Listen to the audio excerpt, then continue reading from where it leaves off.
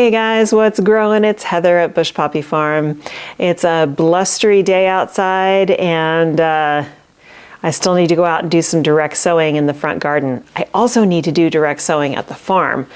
I just haven't been able to make it out there. I've been dealing with this is day 4 of this migraine and I'm functional right now, but not very motivated and still feeling kind of crappy. So the direct sowing I need to do though has to happen soon. So I think my goal is going to be Monday. We're supposed to get rain for the next 3 days, on and off, not solid, straight 3 days of rain, but I'll go out and do that next week when the week starts. But today I'll be direct sowing in the front garden. I'm going to put some carrots in, some beets. I already have two different successions of radish out there.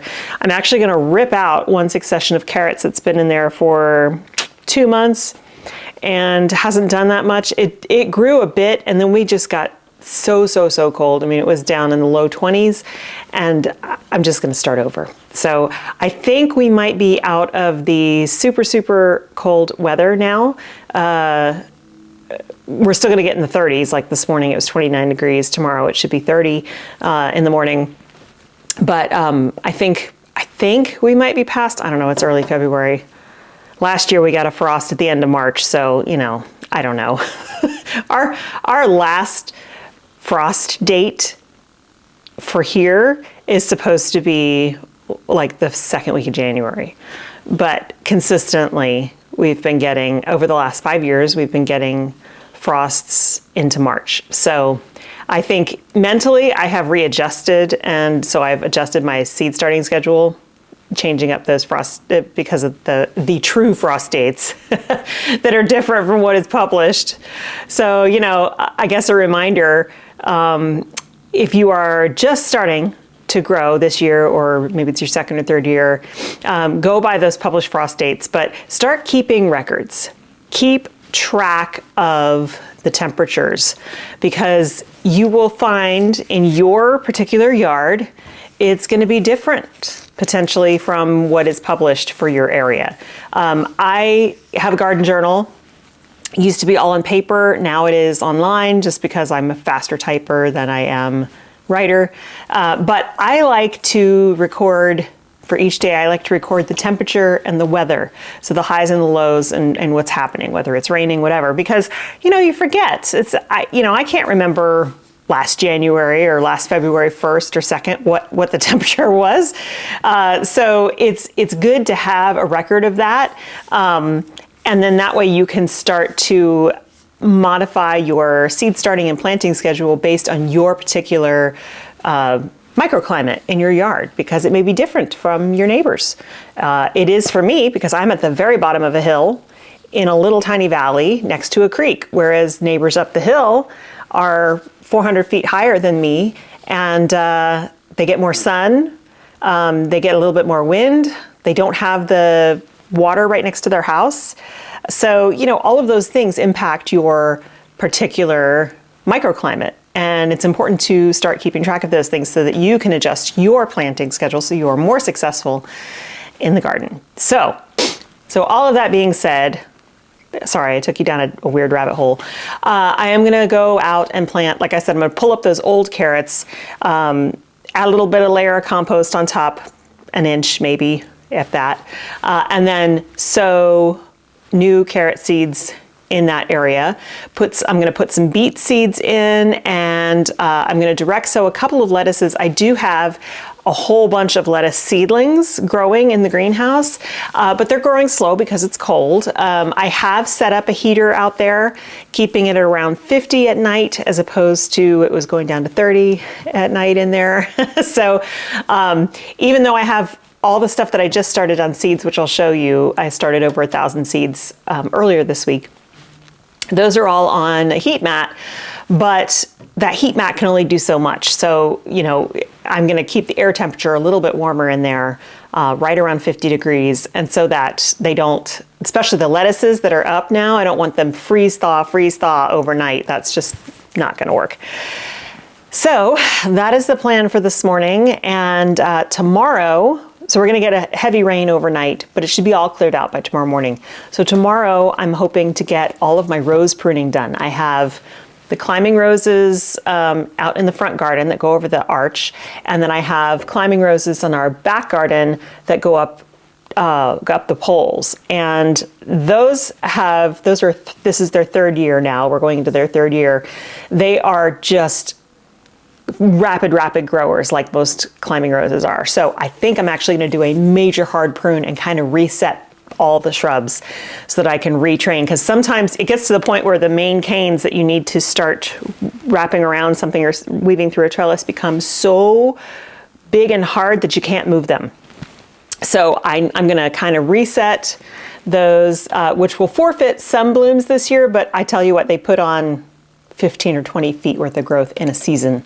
So I still will get blooms, but it'll be a little bit easier to control and retrain up those pillars. So that's what's coming up for the rest of this week. And then next week, I'm going to spend a lot of time at the farm.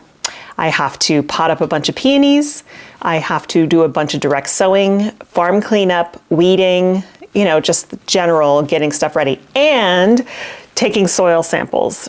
So I'm going to take soil samples here at the home farm and at the flower farm. And I'll talk all about that. I use a company called Logan Labs, but there's lots of good companies out there. Find one, pick one, and stick with it, because that way you can see the changes over time. It's a lot easier than using different services every year for your soil samples. Anyway, we'll get into that in a separate video. So right now, let me show you what I sowed out in the greenhouse. I'll go check on everything. Those only need water every other day right now because it's still really damp and we're about to get more rain, which makes it very humid and they don't dry out really quickly. But I'll show you what I sowed, and then we'll go do some direct sowing in the front garden.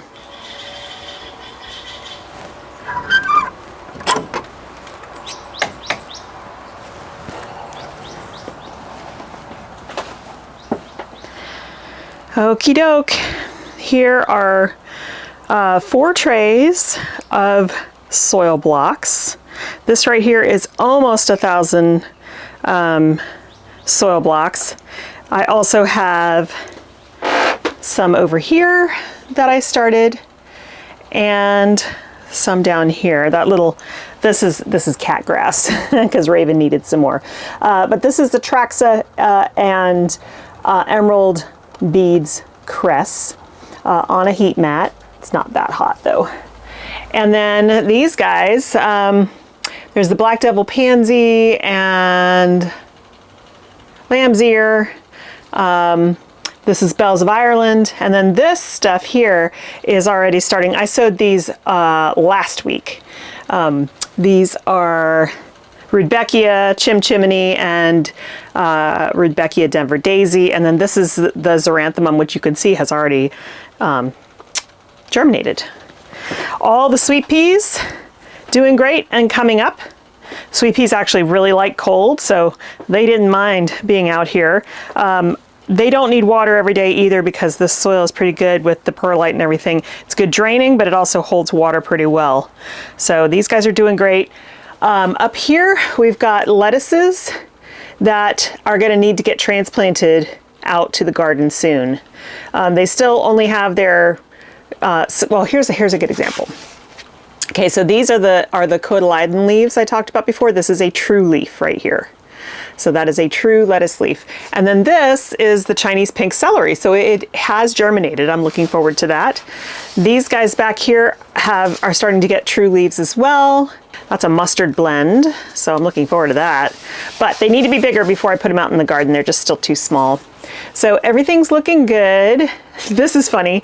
This is Rudbeckia that I completely ignored for 6 months, and it's still doing fine. So I started watering it again. Looks great. I'm going to transplant it out at some point. And then this is one of the other trays. This is Paris Island romaine. I've got some chard and things like that. And then all of this is gomphrena and is starting to germinate. I took it off the heat because it doesn't really need it, but it does need light. So these guys are still very damp. They do not need water. This is a different soil blocking mix than I usually use. So I'm not used to the color. Normally I would see this color and think, oh, it's dry, but it's not. They're very damp. So they're good. I have the giant heat mat under here, which has been very successful in getting a lot of space, a lot of soil blocks on it at once. And then I have the heat mat set for actually 80 degrees, even though these only need about 70. The thing is, there's a tray underneath this tray, right? So there's a tray under here. So that kind of blocks some of the heat. So I had to set the heat mat thermostat higher. And then you can see the probe right there is telling me that the soil right now is 64.7 degrees Fahrenheit. So that's okay. In fact, I might raise it even more because these guys kind of, well, I think they'll be all right around 64 degrees, but anywhere between 65 and 70 degrees is good for germination. So I think they're going to be fine. And then I did get another cheapo Min-Max thermometer for in here so that I could see. So last night it got down to 44 in here, and yesterday it got up to 68 degrees in here.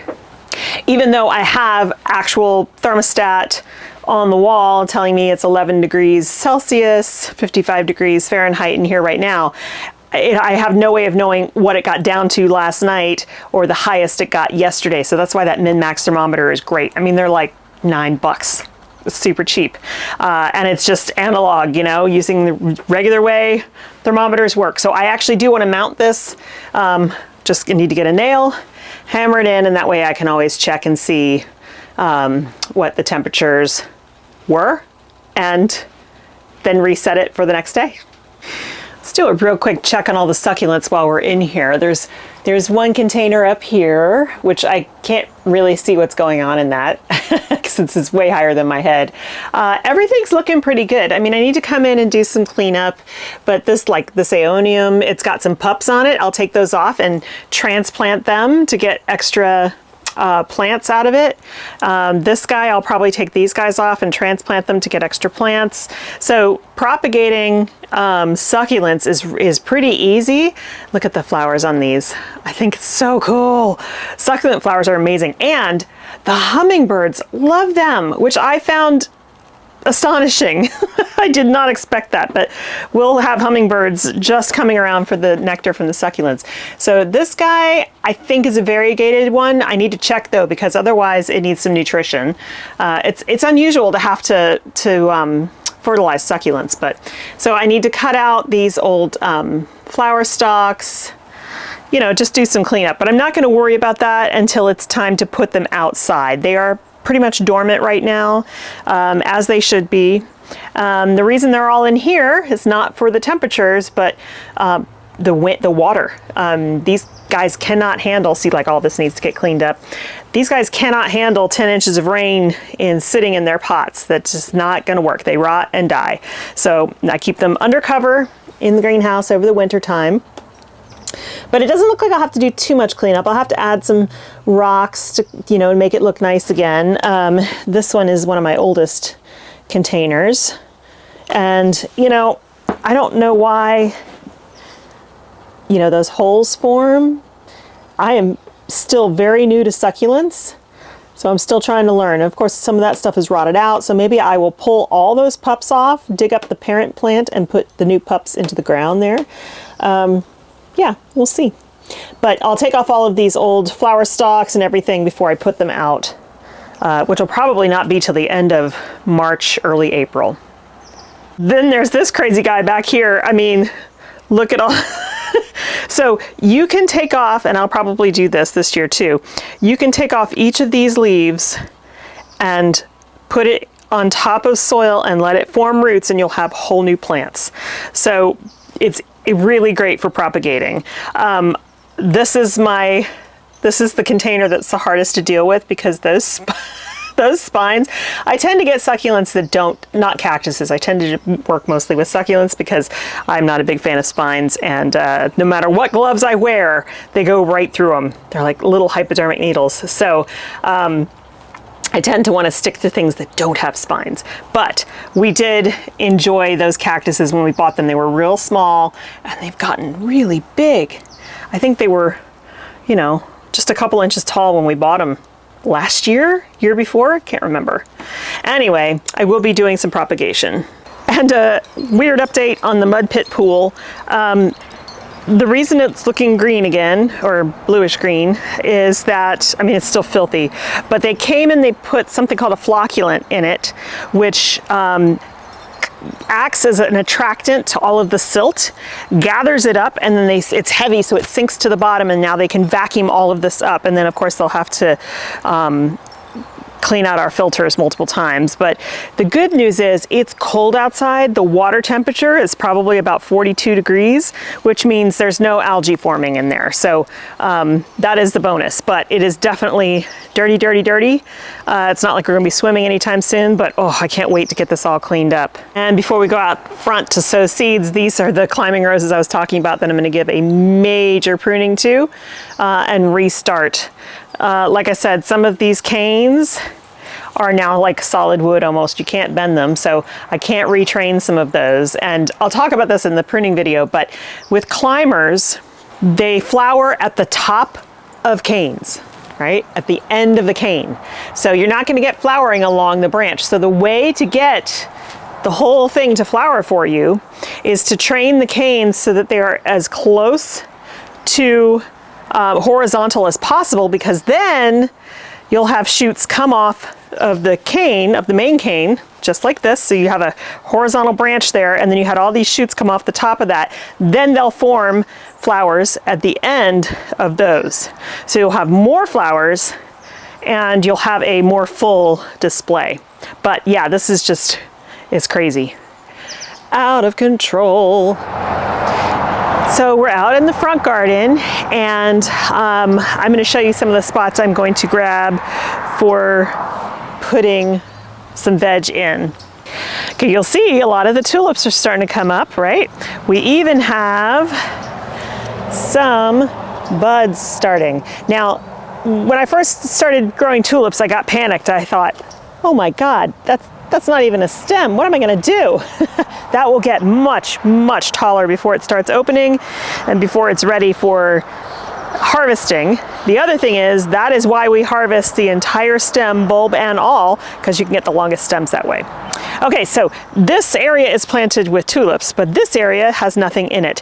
This is where I'm going to put the lettuce seedlings that are currently in the greenhouse. So I'm going to leave this space and we'll come back and fill that up. Over here we have some brassicas that are meh, I don't know. There's a head on this, but I don't think it's ever going to become anything. I am going to leave them for a while, give them a chance. It has been very cold. Onions are doing great. But there's that space back there that I added some compost to already. That I'm going to put some beets in, and I'm going to cover them. I'm going to do them in a circular pattern, which I thought would be kind of fun. And I'm going to cover them with these cloches that I got from Gardener's Supply. I have to cover things with cloches because the birds will eat them when they're really young.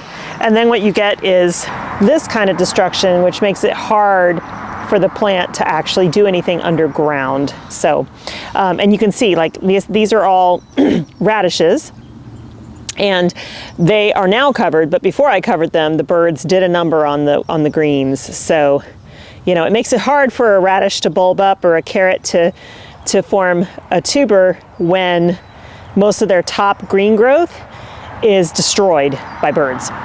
So I'm going to do beets over here in a circular pattern underneath those two cloches. I'll have to anchor them down with some earth staples to make sure they don't blow away. And then over here, I'm going to pull up these carrots. So the ones I planted down here never did even germinate. So I'm going to pull up and weed, and look, leftover tulips, I guess, from last year that never got harvested. They're coming up.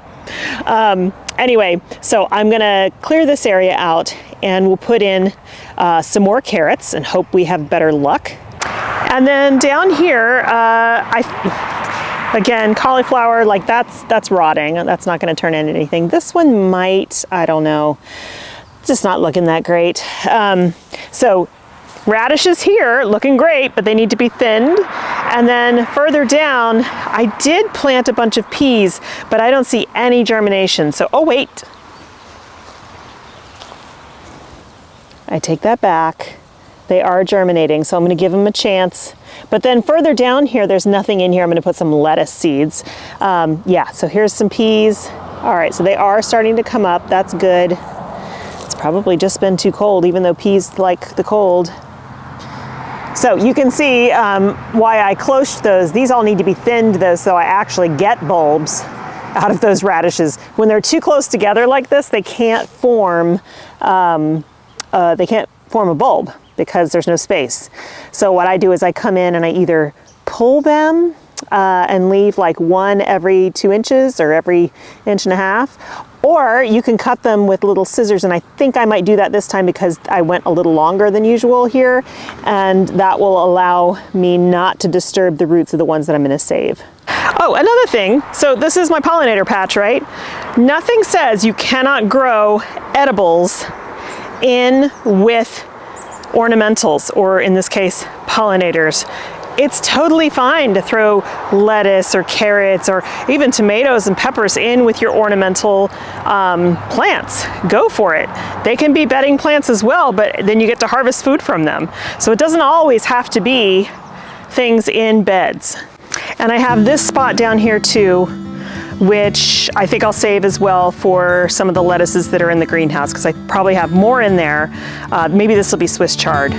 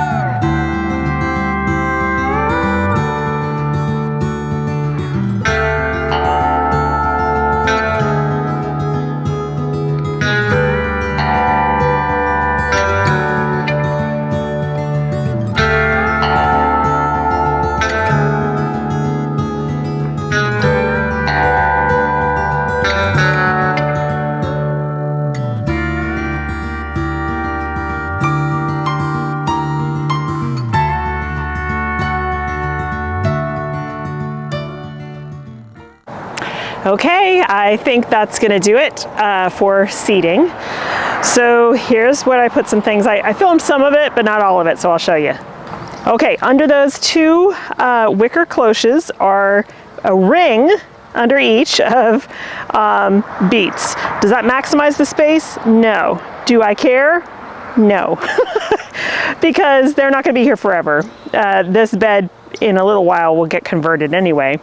Over here, I did pull up some of the carrots. I pulled up the carrots that were in this space where these wire cloches are now, and I reseeded 2 varieties of carrots in the top up there, and then also some arugula and cress, watercress, and some other, what else did I do?